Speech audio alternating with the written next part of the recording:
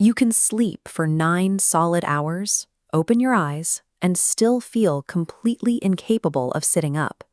Your muscles aren't fatigued from a long shift. Your body is heavy because there's nowhere you actually need to be. The phone is quiet, the calendar is blank. Navigating a day with zero responsibilities should logically feel like a vacation, yet it actively drains more energy from your system than intense physical labor. Without a destination to pull you toward the door, stillness stops being a relief. It hardens into a weight that pins you to the mattress.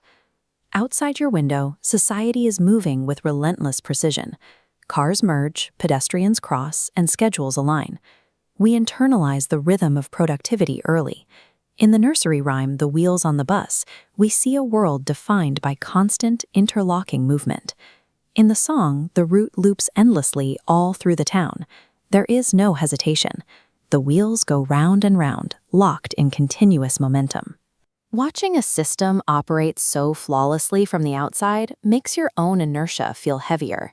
Seeing a world where every single piece is in motion makes your stillness feel like a biological error. Look closely at the bus.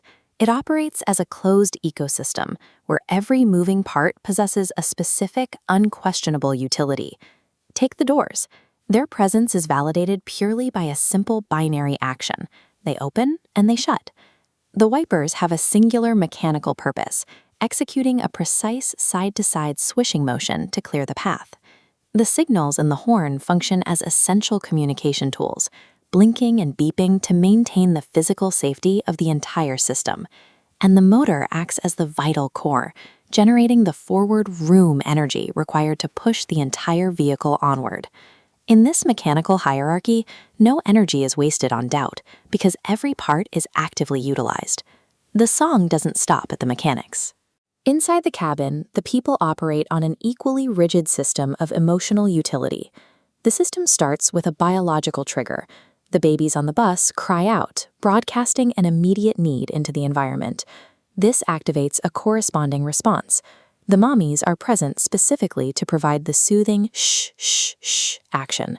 Finally, the daddies provide a stabilizing layer of emotional security.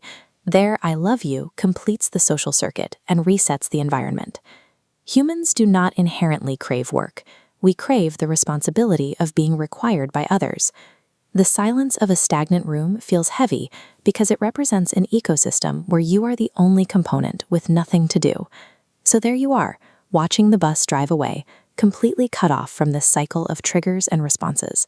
When the external demands of work or family suddenly vanish, the internal machinery of the mind begins to spin in a void. Left with no one to serve, the mind begins to question its own value, treating a temporary gap in utility as a profound personal defect. But this painful isolation is a diagnostic warning. It is simply your mind indicating that your previous role no longer fits you. We need to recontextualize that dark, quiet isolation. Being entirely disconnected from the societal machinery feels exactly like being buried. You share the psychological profile of a dormant seed. A seed requires total darkness and absolute stillness to finally crack open and incubate. This period of silence is the mandatory incubation phase required to cultivate a completely new, vital purpose. You have to survive the dark earth to grow into a tree that can eventually provide shade. Today's isolation is the preparation needed for tomorrow's utility.